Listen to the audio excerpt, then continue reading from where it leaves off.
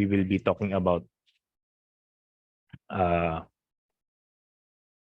Rizal's biography, or a short biography of Rizal. Ayan.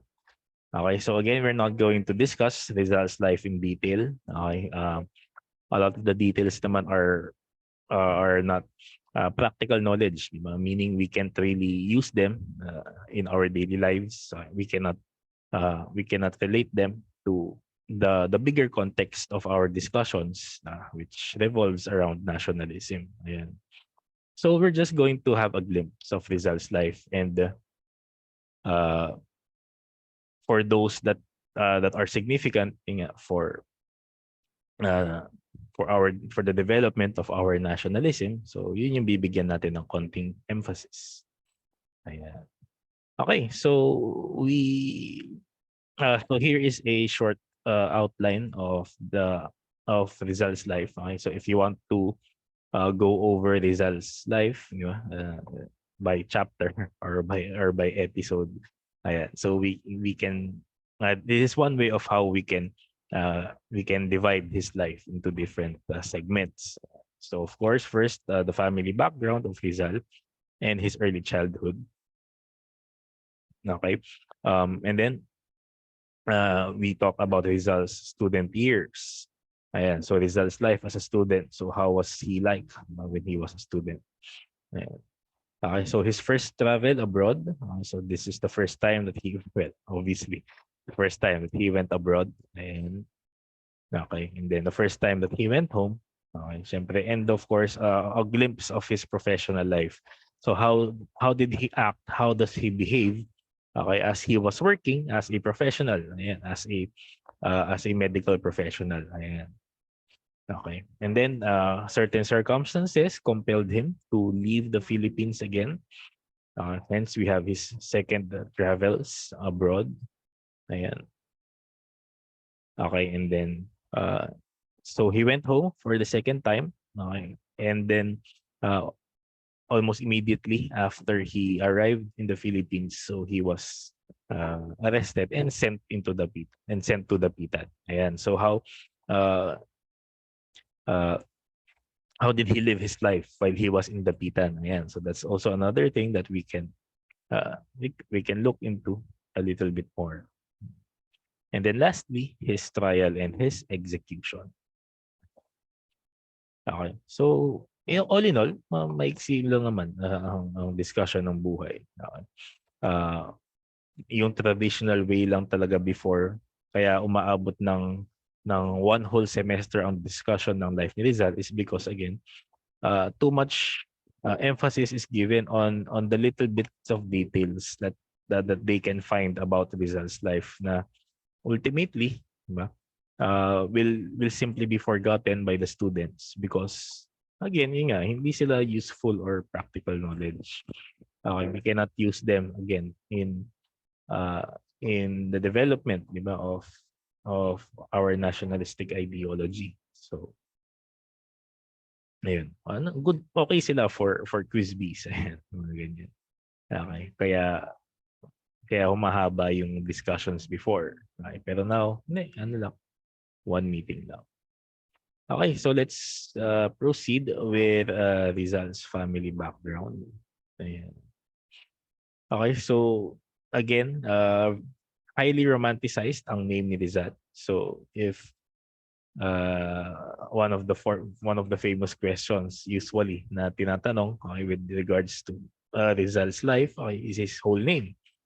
Diba? Na if you go to quiz bees, ganyan, or mga talk shows, so yan usually yung binibigay na answer, di ba? Jose Protasio Mercado Rizal E. Alonso Yolanda. Excuse me about that. Sorry. Okay. So ayun. Uh, so his real name, okay, his based on the records, okay, is Jose Protasio Mercado. Ayan. So yun lang yung actually yung buong name niya. Jose Protasio will be his given name. And then his family name, his official family name is Mercado. His real family name is Mercado. Ayan. Okay, so Rizal is a name that is a surname that he used uh, when he was studying, okay, when he matriculated in school, particularly in Ateneo, in UST. Okay. Uh, for reasons that will be explained later on. Pero in short, so ginamit niya yun to uh, to disassociate himself from the Mercado family. Particularly, his brother kasi uh, was a close acquaintance of Father Jose Burgos. Okay. Which is why uh, and at the time that he matriculated in Ateneo. So it was a time of controversy with regards to yeah, to the three priests, sina fathers Gomez, Burgos, and Zamora. Okay. So this to disassociate himself from his brother, so he was asked to use the name Rizal. Yeah. Okay. So Alonso Rialonda is his middle name. Okay. If we are going to equate it to today's style of writing our names, so ito yung kanyang middle name. Okay. So Uh, Alonso is the maiden surname of Rizal's mother. Ayan, Teodora Alonso. And Rialonda is his maiden middle name. So that's the explanation with regards to his romanticized whole name. Okay. Pero simply, Jose Protasio Mercado is his real full name. Okay. Pero of course, syempre, we know him as Jose Rizal. Kaya hindi rin actually correct yung Jose P. Rizal. Hindi correct to say, it's not correct to say that P is his middle initial, okay? Because Protasio is not his middle name. It's his second name. For example, ako, John Edward. Okay? So yung Edward ko is the equivalent of Protasio in this case. Ayan. Okay, so a little bit about the Mercado family. So they are one of the uh, members of the Principalia, the landowners, those families who owned their own lands. So they own their own land in Calamba, Laguna.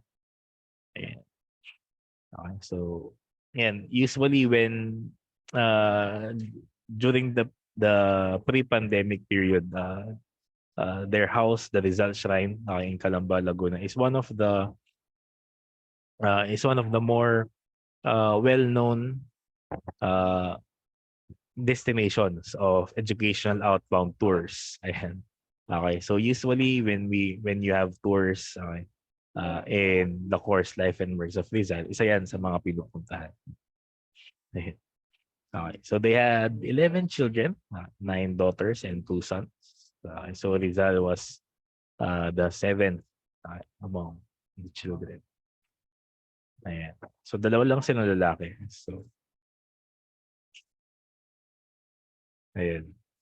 So dalawa lang silang lalaki. Si Jose and si uh, Pasiano. Ayan. So yun, as mentioned here, so the use of Rizal was suggested by his brother Pasiano. So to disassociate himself, ayan, from the Mercado family, to avoid suspicion and to avoid controversy. So some bits about his early childhood. So ayan, so he was born June 19, 1861, baptized June 22, 1861. The notable uh, things that we have to mention about Rizal's early childhood was the influences that he received from his mother and from his uncles. Because uh, if you remember your psychology, or if you've already had your psychology, or ngayon ano pala siya, understanding the self, diba? A significant factor in the development of a person's behavior, and the person's personality is or are the influences, okay, that he or she receives, di ba, as he grows up, as he or she grows up, di ba? Much of the behavior that we have right now, okay, can be traced back to the different influences that we received, that we experienced, okay, when we were young. Kayo, yun, well, you're still young, okay? So you can still be influenced, di ba? You can still make changes, di ba, to your behavior. It's still easy, di ba? Relatively easy for you uh, to change your behavior by exposing yourself to different influences. Okay. Kami, yung mga nasa mga ano na, hindi pa naman twilight. Yung mga nasa middle ano na. Okay, so medyo it's hard for us now to make changes to our behaviors. Medyo kailangan ng mas makailangan ng maraming effort for us to change our behavior. Ayan. Okay. Kasi yun nga, human beings are like blank uh, canvases na as a person grows older, di ba? The influences that he receives, that he or she receives, di ba, will show, di ba, in the type of personality that he or she will have, di ba? And this is also evident with regards to Rizal's early childhood na the following influences, di ba, his love for education, di ba, his love for the arts, his love for his attention to his physical well-being, di ba, yan, and his devotion to reading are influences that he received early on, yun, again, from his mother and from his uncles, and uh, are also evident and will also be evident, di ba, when he lived his life, di ba, throughout his life, di ba, during his student years, while he was abroad. But if you are going to look into the details of his life, di ba, we can actually see na he continued, di ba, to manifest these influences. Ayan, na he continued to educate himself, he continued to devote some of his time to the arts. And okay, he ensured that he has time for his physical well-being. Okay, and of course, definitely he had time to read. Yeah. Okay. Kaya actually magandang ano diyan, how the generation of today are influenced by their screen time kasi ang daming mga bata ngayon, uh, hindi man bata, yung mga baby talaga, uh, a lot of their parents are exposing them already uh, to screen time. So how would that influence the development of their behavior? So isa sa mga things na pwedeng tingnan. Anyway, share ko lang. Okay. Okay, so yun. So it's very important to consider always to be mindful of the influences that we are receiving, that we are allowing ourselves to be exposed to. Okay, and at the same time, the influences uh, that we are giving, di ba? That we are providing to the members of our family who are younger, or to the members of our community who are younger. Okay. Because whether we like it or not, di ba? How we behave, di ba? How we interact. Uh, minsan hindi man directly with the younger generation, pero how they see us behave, how they see us interact with others, di ba? Are already enough influences for them, di ba? To form, di ba? To develop their own behavior, their own personality. Okay, so we have to be mindful always of our behavior. Kasi yun nga, we are not sure who we are influencing. We are not sure immediately, di ba? Hindi natin alam how we are influencing other people. So we have to be mindful always. Ayan. Okay. So another thing that was always been attributed to Rizal, especially during his early childhood, was the authorship of the poem Sa Aking Mga Kabata. Ayan. However, yeah, some experts are debunking this authorship. due to certain considerations, okay, due to certain terms that can be found in the poem, okay, to which apparently, okay, it was revealed na Rizal had no knowledge of those terms, of certain terms, as revealed in some of his letters, in some of his correspondences. And okay, so yun yung primary argument nila. Okay, so you may want to look that up over if you're interested about that. Okay. Uh, pero, well, since we're in the topic about the poem sa aking mga kabata, whether or not it was authored by Rizal, okay, regardless, uh, still, we uh, can still extract some ideas from the poem. Let's just not emphasize on who the author is. Okay. Na yun nga, si Rizal nga ba or hindi. So again, you may want to look that up. Okay, pero right now it's being contested. Okay. So if not kasi yung iba dinidiscuss pa rin na this is authored by Rizal. Okay. So some experts are still advocating na yun nga, it's not Rizal who wrote this. So that's the current scenario nowadays. Ayan. So, ayun nga. So just like any of us, so we were also exposed to formal education at a young age. So the same is true with Rizal. Okay. So at from 8 years old, so he was already sent to Binyan, Laguna to receive his first uh, formal education. Ayan. Of course, syempre, the first teacher was his mother, pero not everything can be learned from our mothers, especially yung mga uh, uh, hindi na highly developed. Pero uh, with regards to the development of knowledge nowadays, ayan.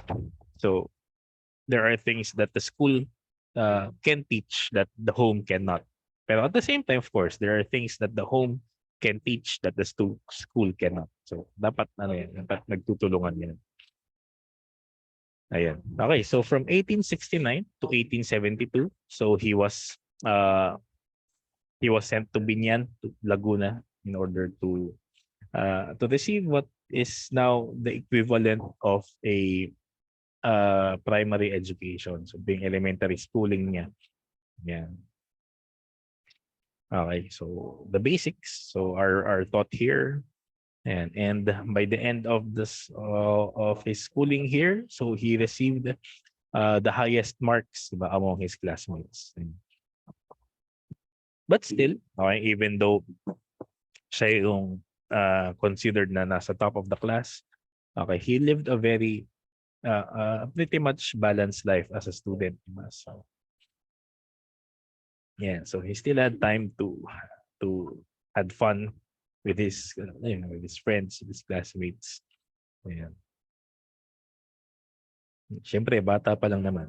If you remember your elementary years, di ba?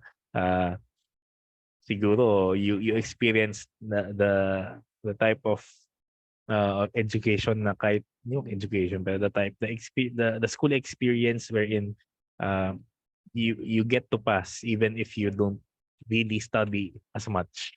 Diba? Siguro meron iba sa inyo ganun, di ba? Yung pumapasa kahit hindi nag-aaral nung elementary. So, yung mga ganyan, di ba?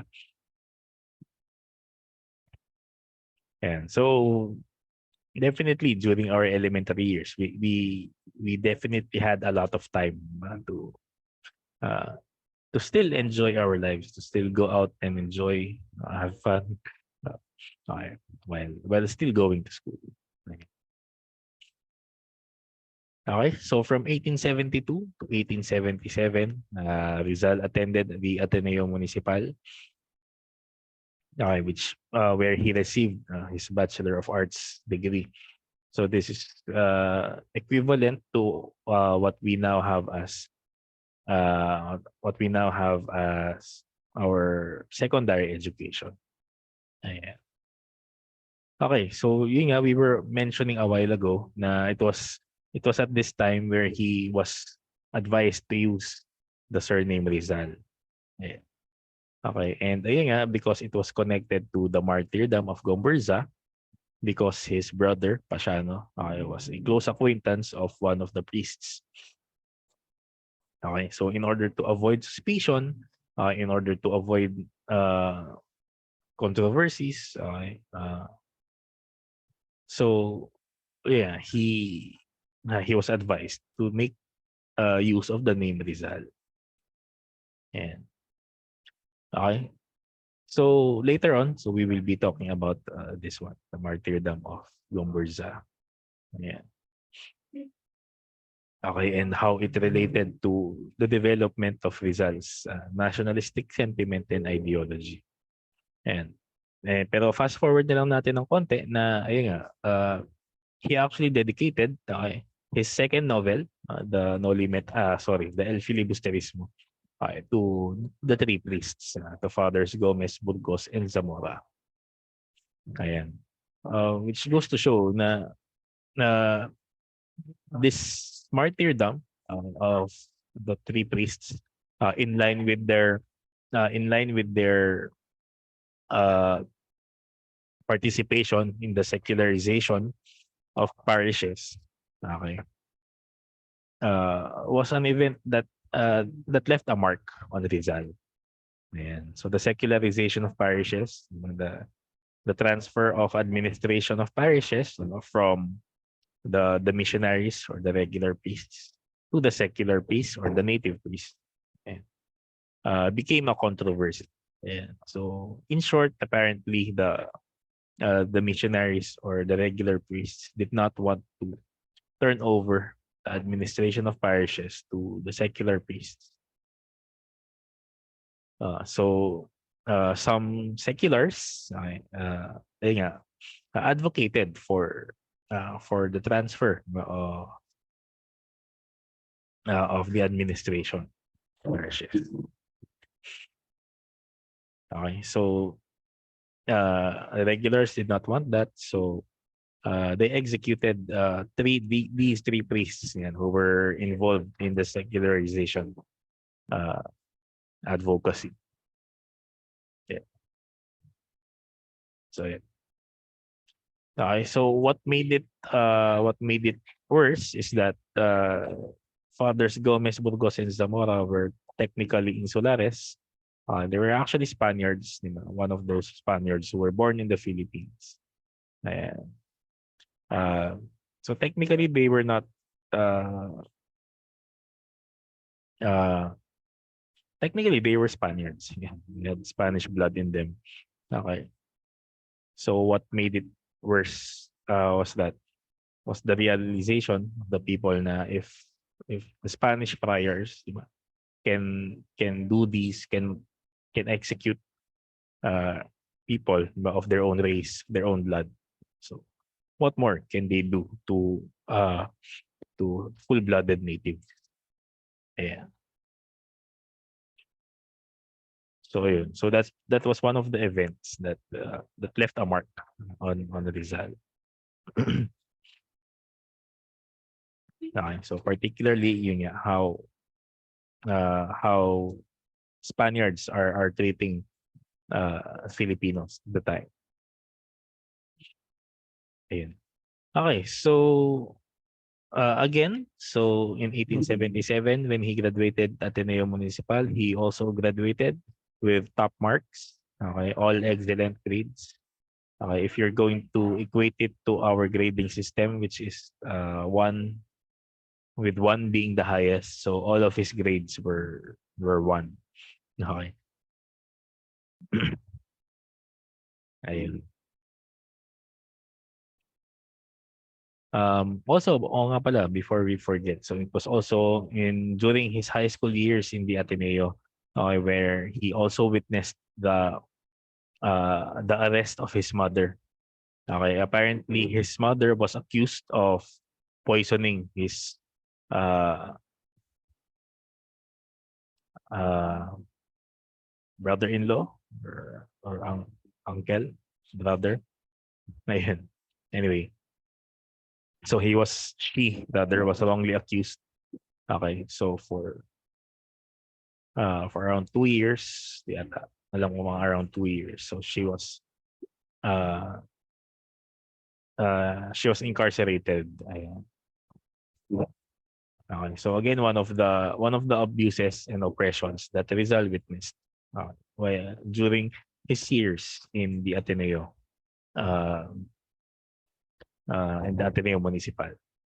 Ayan. Okay, so from 1877 to 1882, so Rizal attended the UST, attended UST. Ayan. Okay. Where we know na he took up his medicine course. Okay, but apparently, medicine was not his first degree. His not chosen degree. Was not his first chosen degree rather.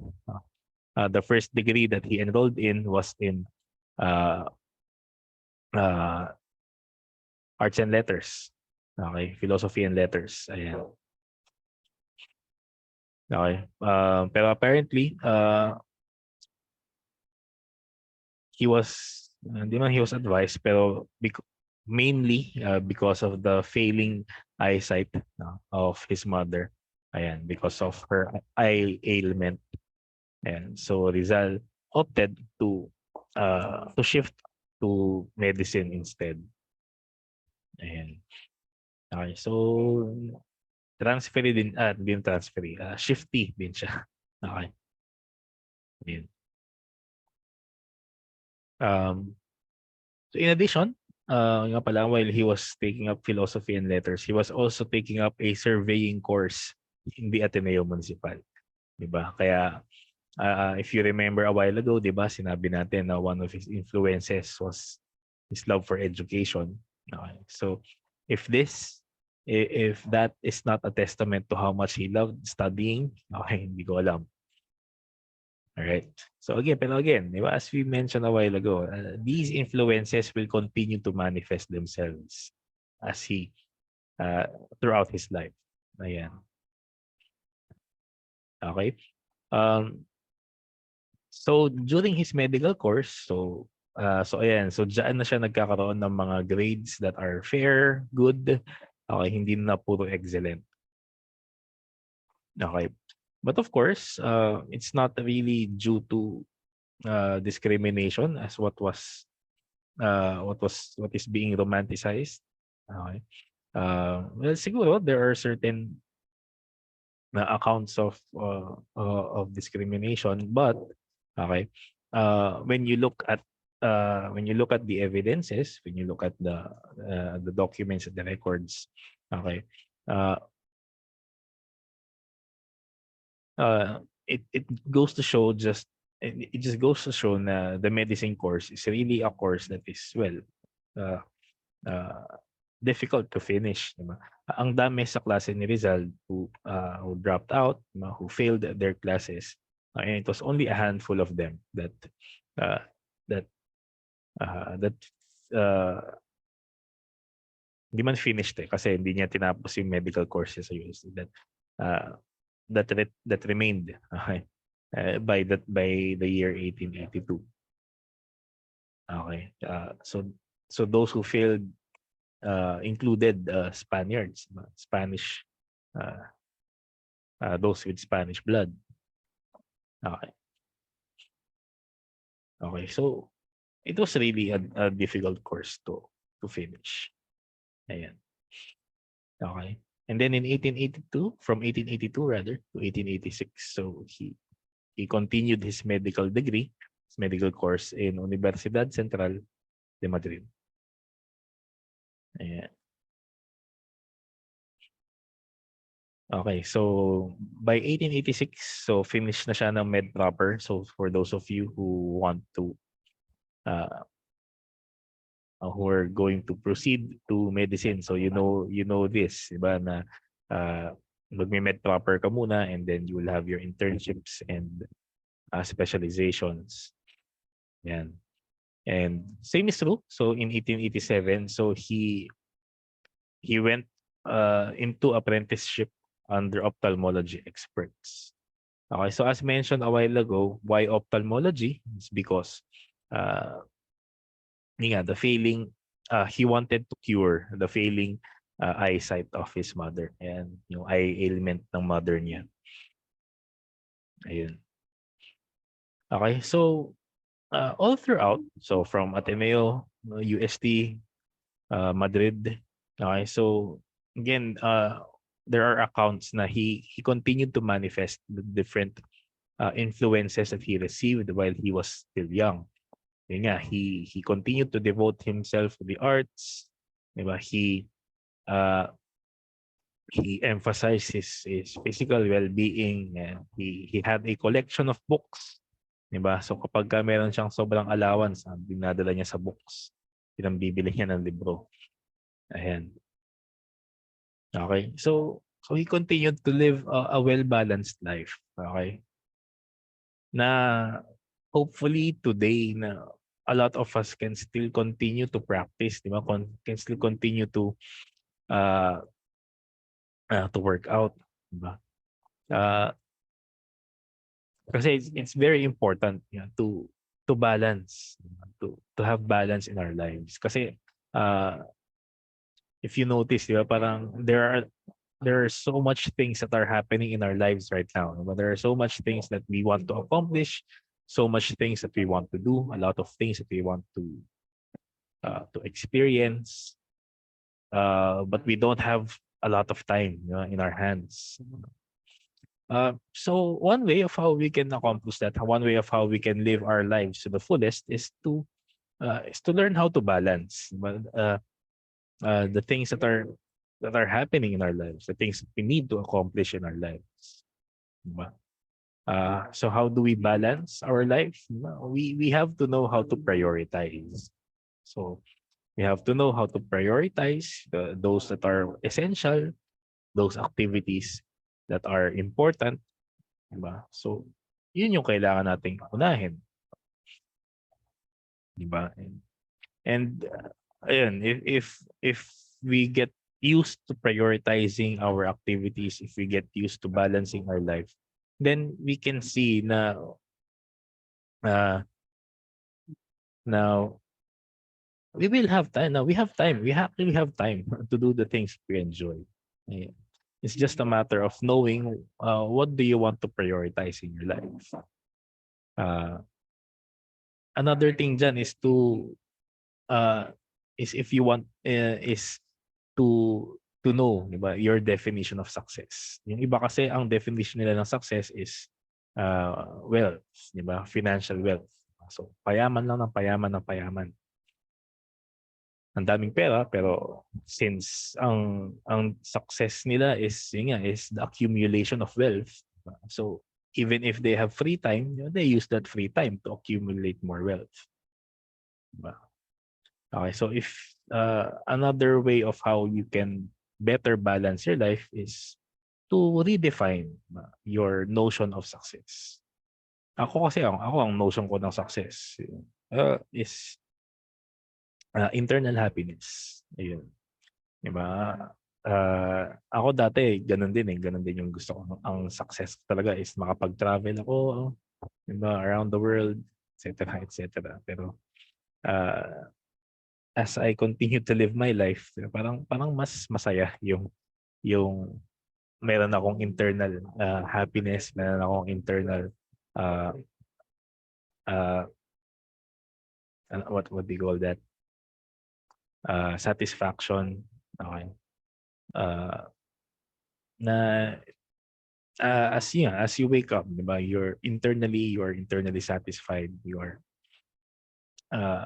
content, internally content, with the things that are happening, the things that you have in your life right now. Kung may sobra, kung may extra, maybe uh, well and good. Okay. Pero as we mentioned, di ba, nationalism, mature love and devotion to the country, mature love and devotion, is boring. It's long term. It's the things that you do every day of your life. Okay.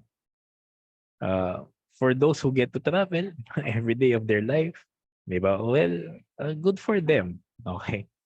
Uh, pero those are just a few percentage of the population.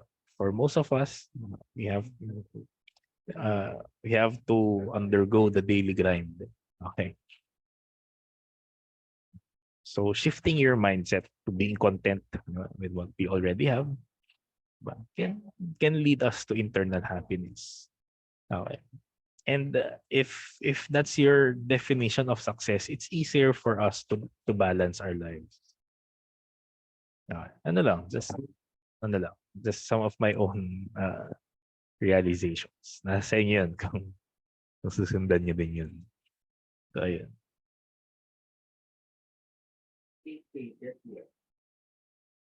Okay, so again, the importance of putting balance in your life. And if you if you're balancing your life, then you get to see na you can actually do. You can accomplish a lot of things. Okay, so yun. So in line with Rizal's student years, 1882, so also his first travel abroad in 1887. Uh, so the obvious reason was to continue his medical studies. But uh, the more important reason, the hidden reason for studying abroad, was to learn about European societies and ideas, to prepare himself for reform advocacy. So again, yun nga, because of the different experiences, because of the different observations that he saw, okay, in while he was studying, as he was growing up, the things that he observed about Philippine society was that there are a lot of things that are wrong in Philippine society. Okay, so responsible citizens as they are, okay, so they wanted to reform. Rizal, Pasiano, other friends, wanted to make changes in the community, in the society. However, in order to do that, so they have to prepare themselves. They have to acquire ideas. Kasi if you want change, hindi lang naman yung uh, hindi yung wag mo nang gagawin yan, di ba? True change is that instead of doing this, do this, di ba? Parang you have to provide alternatives. Okay? So, in order for them to properly change society, so yun nga, they have to acquire ideas, di ba? So they can provide alternatives, di ba? To the current situation that the country has, that the hindi pa pala country yun, that the society has, the Philippine society has. Ayun. Parang yung ano lang, di ba? No loading and unloading. Sinasabi nila na ang dami natin nakikita na no loading, no unloading. Pero do they say where people should load and unload? Di ba? Wala eh, di ba? Puro lang no unloading, no loading. So where should I load? Where should I unload? Where should I, saan ako dapat sumakay? Where should I ride? Hindi. Basta yun. Where should I get on the jeepney? Get in the jeepney. Ayun. Okay. So, so, so ayun. Uh, so in, as part of this, so as part of the ideas, diba, that he was learning, he was getting in preparation for reform activities. So one of the outputs is the publication of his first novel, the Noli Me Tangere, yeah, which we will be talking about in a different discussion. Ayun. Ayan. Okay, so in 1887, he was able to publish the Noli Me Tangere. Okay. And so few months afterwards, few weeks afterwards, lumibot muna siya, syempre. And then he decided to return home to the Philippines. Okay, so why did he want to return home? So mainly, he wanted to practice his medical profession. And he wanted to check on how the Noli Me Tangere affected uh, society. And then he wanted to check, to later on na lang, medyo, alam, uh, he was asked rather to check on the agrarian situation in Calamba. Okay. So he practiced his medical profession. So this is the first time that we see Rizal practicing his medical profession. Ayan. And we say na he practiced his medical profession with compassion, with commitment, and with competence. Ayan. Okay? Um, so he practiced it compassionately, uh, meaning he was not that strict with regards to the payments. Diba? So kung meron sa inyo na magko-continue into medicine, okay, tapos government, magpa-public ano kayo, public health, uh, you siguro there may be times that you will be assigned to the rural areas, okay? Uh, and yun, you get to experience na since minsan yung mga patients, yung mga walang pambayad, they're going to give you some of the harvest of the land. Yung bibigay ng fruits, bibigay ng basically in kind, in short. Okay. Um, even until now, I can see this. Not to brag. Okay. Uh, um, my uh, my father is a cardiologist. Okay. Uh, pero laking baryo siya. Okay. He came from the barrio. Okay. And many of his patients, are from the same barrio that he grew up in. Okay. A lot of them actually um, discounted and di man discounted, and then some of them in order to uh, ang tawag doon, para mapunan yung discount na yun, they're going to give something in kind. Yan, minsan fruits, minsan pag ano na, luto na, pagkain na. Okay. So ayun.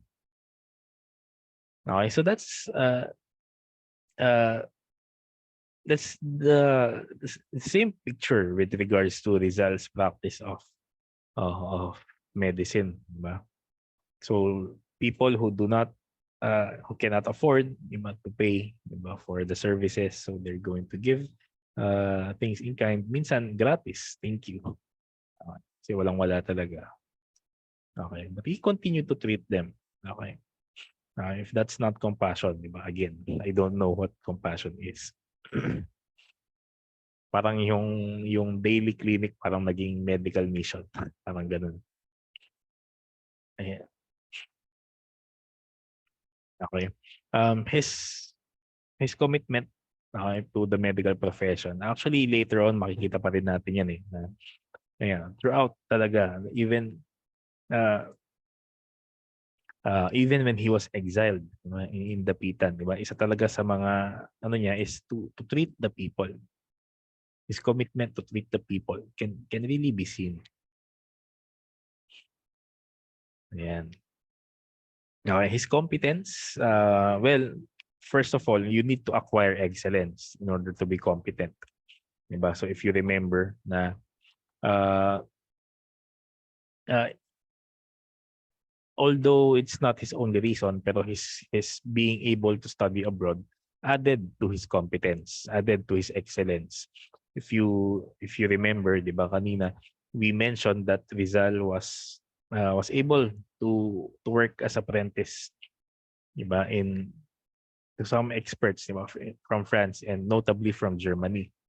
And that's why when he was practicing here in the Philippines, 'di ba, in Calamba, so he was actually referred to as Dr. Uliman, 'di ba? Because he was known as a doctor who graduated, who studied in Germany. Ayun. Okay. And yeah, people were really going to Rizal in order to be uh, treated by him. Ayan. Okay. So which goes to show, how being competent, how being excellence is important, in our professions. Na na if you watched, the movie Three Idiots, 'di ba? So The central message is that yan, strive to be excellent, diba? And then success will follow you. Diba? And this is a testament, diba, to that statement. Diba? Na Rizal is known for his excellence, diba? For his competence. So, yung patience yung lumalapit sa kanya. Diba? The success na mismo ang lumalapit sa kanya. Okay. So, uh, so we must always strive, diba, to be excellent, to be competent, and in whatever that we do, particularly in our profession, definitely. Okay. Because it is in our profession, diba? It is in our service to the people, wherein we can actually manifest, diba, our nationalism, diba? It's one of the simplest ways of how we can manifest our nationalism, our love and devotion to the country. Diba? It's to practice our profession, yeah, with competence, with compassion, and with commitment. And so ayun. Okay, so that's one of the reasons why he went home. And then the other reason was to check on the impact of the Noli. So the Noli itself is not complete, as we will see later on when we discuss the Noli. Okay. Pero yun, so he wanted to see the impact of the Noli. Still, he wanted to see it.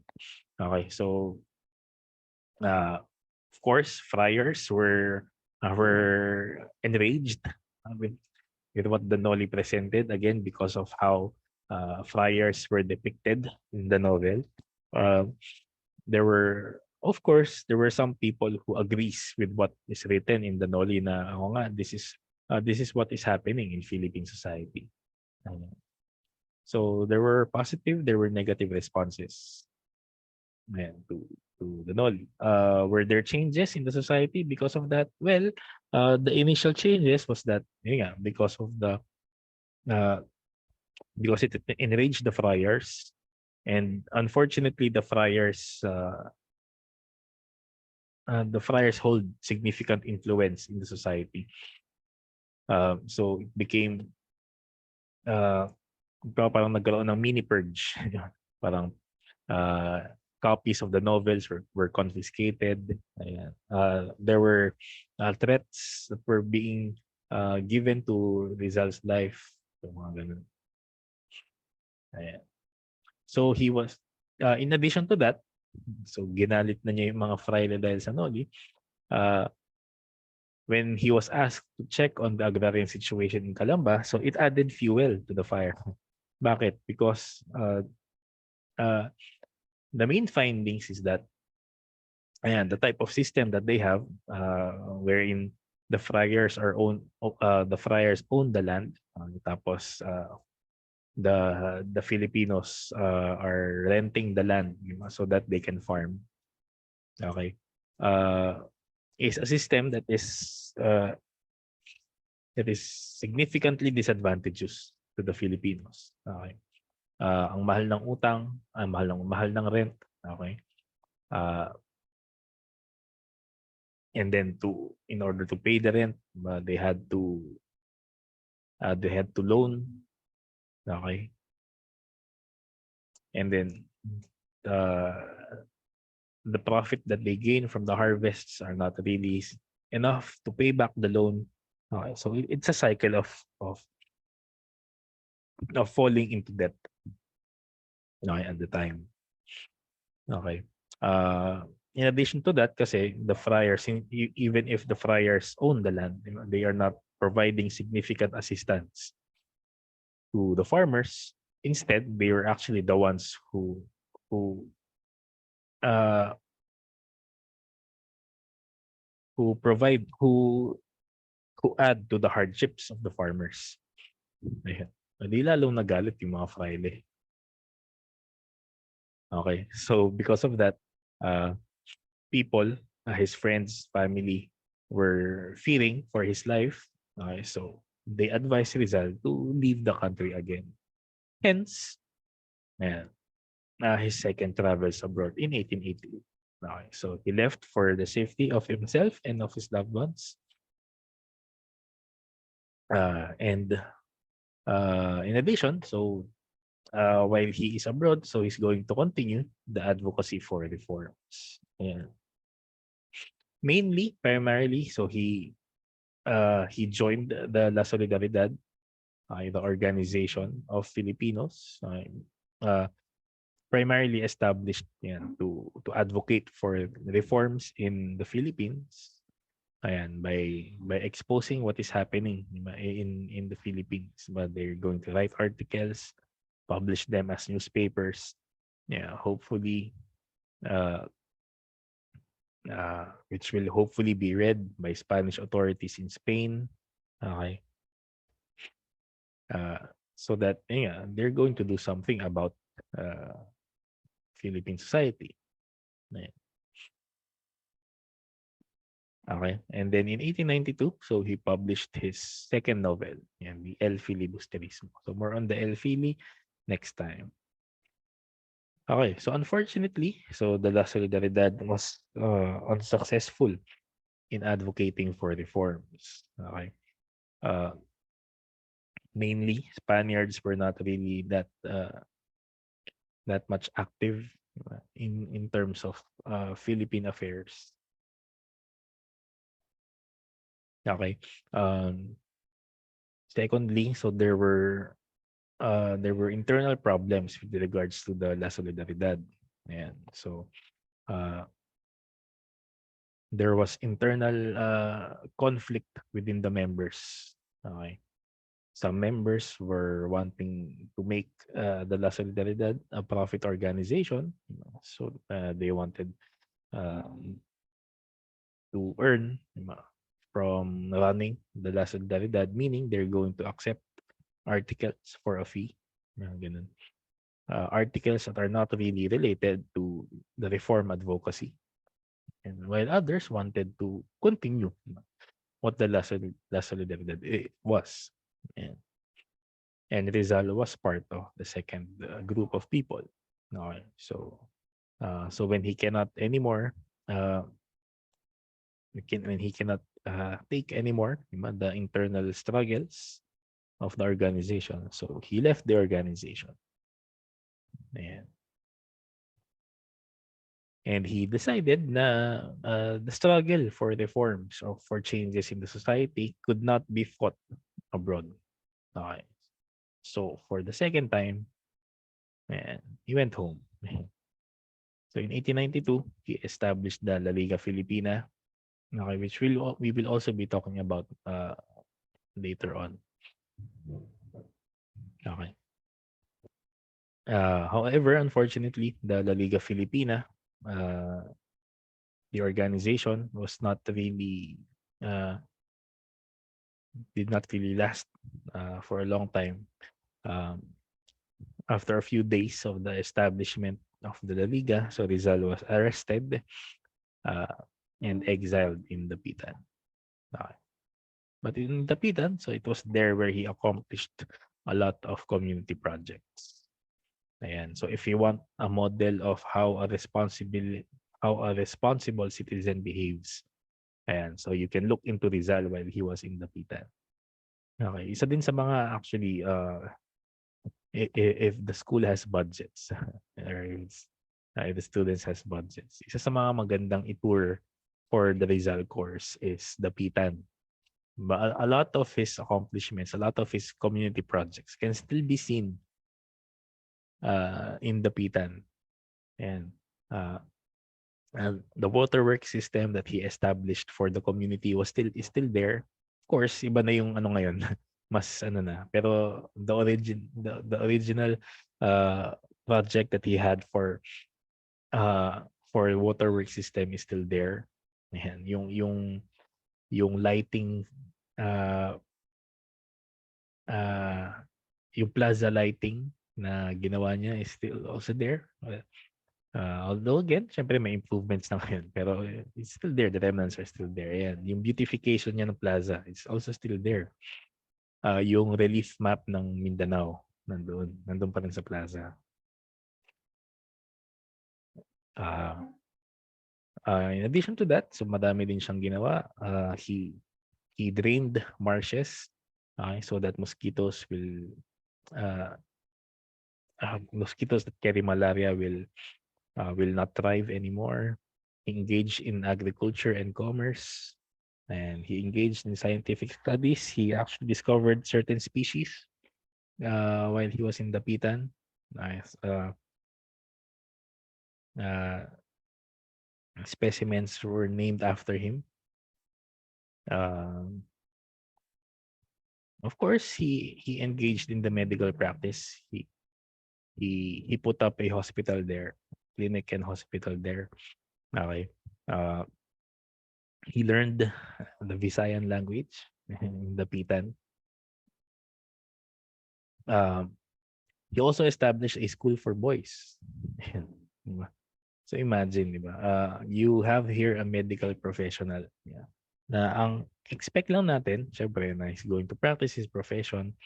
Okay, pero no, di ba?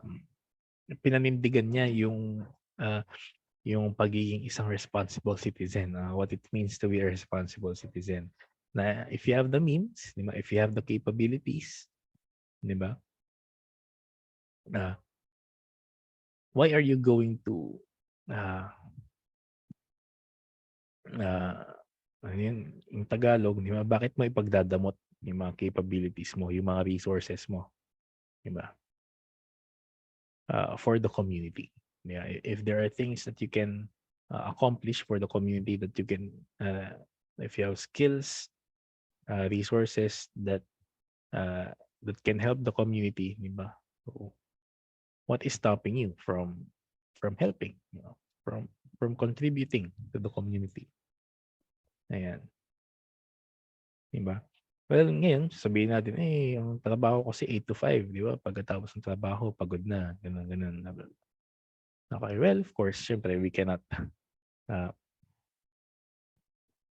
we cannot deny that na times today are, the professional world today is different. Okay. Even the society, okay, is different. Nakaka-stress ang lipunan. Okay. But again, we don't really need to engage ourselves in grand activities, in grand projects. Di ba? There are certain things that we can do uh, to be to be useful, to be productive in the community. Di ba? Simple donation, di ba? Yung mga gamit na hindi na natin uh, ginagamit. uh, we can donate them. Uh, During our day offs, di ba? We can allot certain amount of time, di ba, to certain activities, visiting the sick, visiting the elderly, di ba? Hindi naman whole day 'yun. Just spend a few hours, di ba, bago kayo mag-date or bago kayo mag-mall. Di ba? We can actually do a lot of things to be productive in our community. Okay. Uh, we just have to know, number one, where our passion lies. Okay. Uh, and number two, how can our passion, how can our talents or skills contribute, ayan, to the community. And yun, those are the things that we can give away for free. Diba? Kaya, well, if you want to earn out of your passions, out of your talents, so okay lang naman. Okay. But again, that's a way of how we can continue to contribute to our community. Diba? Ayan. So in 1896, so was the end of his exile in Dapitan. Yan. So again, if you have the means, try to visit Dapitan. It's nandun talaga yung remnants ng mga activities ni Rizal. Ayan. Okay, so in 1896, he volunteered as a military doctor in Cuba. Okay, because of the ongoing Spanish-American War. Yan. So again, he volunteered as a military doctor for the Spanish. Okay. So he was not against the Spaniards. He was not advocating for tawag dito, for the revolution, di ba, to happen. Yeah. So, uh, which is why uh, when he was arrested, you know, for when he was arrested, di ba, while he was on his way to Cuba, Spain. Spain muna before Cuba. So when he was on his way to Spain, okay, he was arrested, brought back to the Philippines. A mock trial was held. Mock trial because the decision was already fixed. Okay. Uh, so the trial was only for show. Mhm. Okay. Um, and then eventually executed on December 30. Di ba? Uh, we can actually uh, say na ayun nga, the execution of Rizal was not out of uh, crimes that he committed, 'di ba, against the colony, 'di ba? Kasi yun nga, why will you execute a person whose devotion, hindi man 'di ba devotion, uh, who does not show any aggression, 'di ba, towards the mother country. Gusto niya nga mag-volunteer as military doctor eh. So, 'di ba? Uh, meaning, his execution was out of spite, was out of envy or anger. Okay? That the friars, continued to hold against Rizal because of what he wrote, because of the ideas that he shared, di ba? About, well, about the friars who took it personally, Ayan. Okay.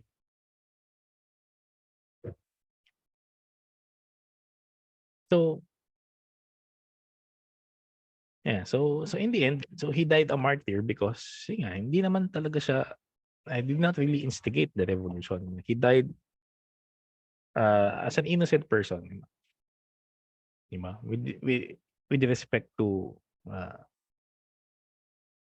to the judicial system at the time. Ayan, na he did not do technically anything wrong against anyone, basically against anyone.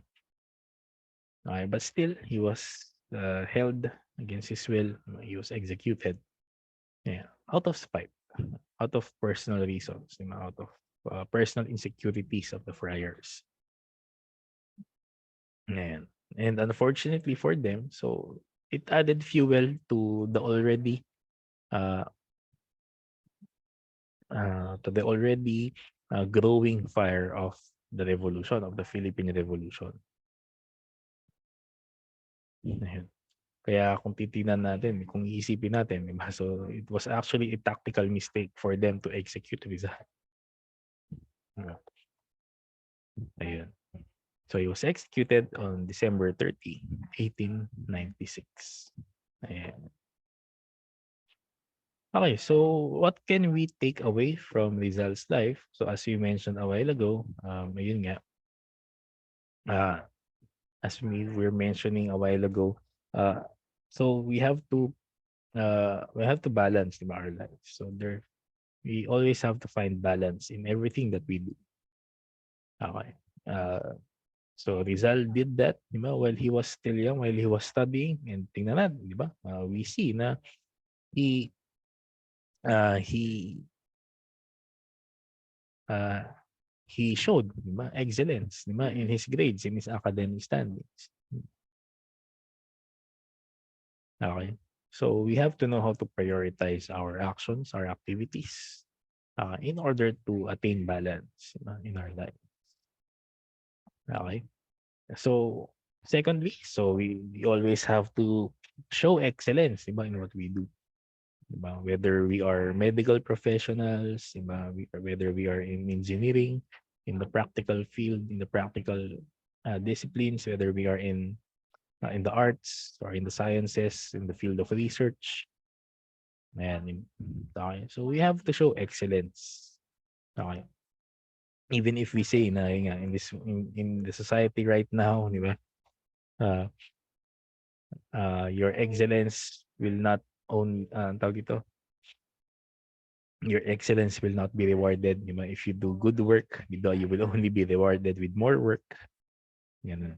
Uh, Still, uh, our competence still has to be evident. Okay? Because number one, di ba, it's what will keep us employed. Di ba? It's what will keep us have work.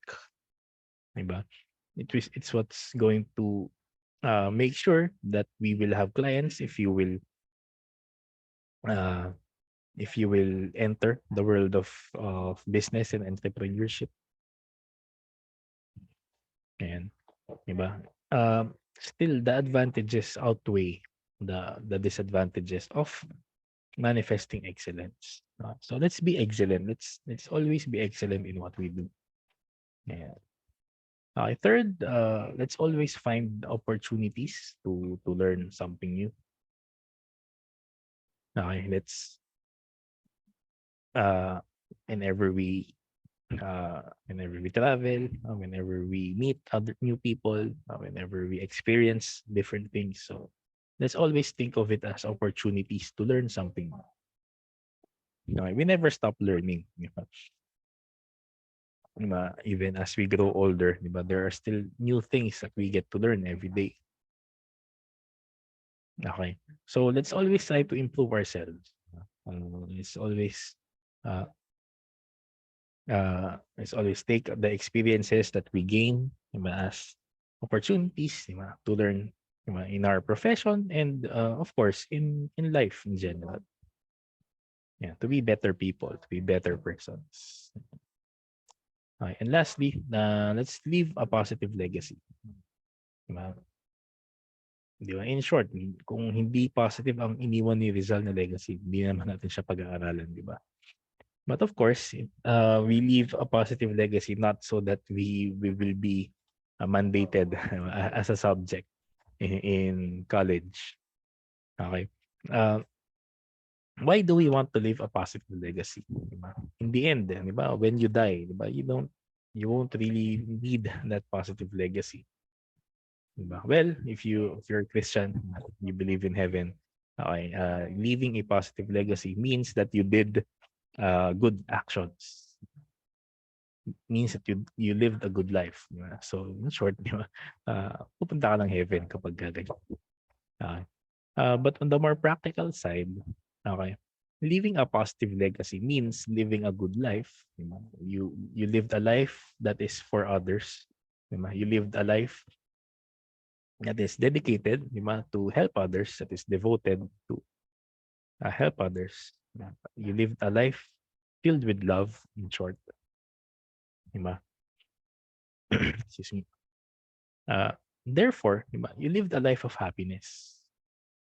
Bakit? Again, because when you do that, when you lived a life for others, when you when you are a person for others, di ba? It's easier for you to gain that internal contentment, that internal peace that we were saying a while ago. Okay? So it's not actually for other people to learn, di ba? To study about your life when you leave a positive legacy. Diba? It's actually for our own selves. Diba? It's actually for our own sake. Diba? For our own happiness. Diba? And diba, that's the only goal, diba? That we need, that we want in our lives. Diba? It's to be happy. But again, happiness is not a one-time, big-time goal that we receive, okay? That we attain. We attain it, but it has to be sustained. Diba? And it can only be sustained if we live a life of love. Diba? In the context of, yun nga, of our course, diba? We can, uh, diba, we can attain happiness by continuing to live a life, devoted, diba, to loving our country, to loving our nation. Diba? If you don't know who to love, diba, then love your country, love others, diba? Love your community. Diba? We don't have to be far. You don't have to go far. Diba? Kahit hindi man yung buong Pilipinas agad, then love your community. Okay? In that way, di ba? You can help make others happy. You can help improve their lives. And of course, di ba? It can leave you a life of happiness. Okay? So those are some of the takeaways. Personally, ako, that's from me. Some of the takeaways that we can get from Rizal's life. How about you? Meron ba kayong sarili ninyong personal takeaways? So feel free to share them. Okay. But for now, thank you for listening to the monologue. Ayan. Okay? And okay, so we are done with the life of Rizal, and short biography lang. Again, we won't really be talking too much. We won't be including uh, too much detail about the life of Rizal, especially those that are not really essential in the development of our nationalistic ideology. Okay, so only those that we need in order for us to develop again, yeah, to our notion of love and devotion to our country, and ayan, those that can help us identify, diba, how Rizal uh, uh, developed his own nationalistic sentiment and ideology. Okay, so with that, ayun nga, I hope na you learned something with our discussion of Rizal's life. So again, these are some of my takeaways. You can have your own uh, if you want. Yeah, and ayun, thank you everyone for listening. Okay, so if uh, with that, uh, okay, so we end our discussion here. So we will now proceed to, di man now, we will then next time proceed to the works of Rizal, starting with some of his other works, yung mga poems niya, before we proceed to the major works, the novels, Noli. Okay, so until then, uh, as always, stay safe, stay healthy, and syempre, stay happy.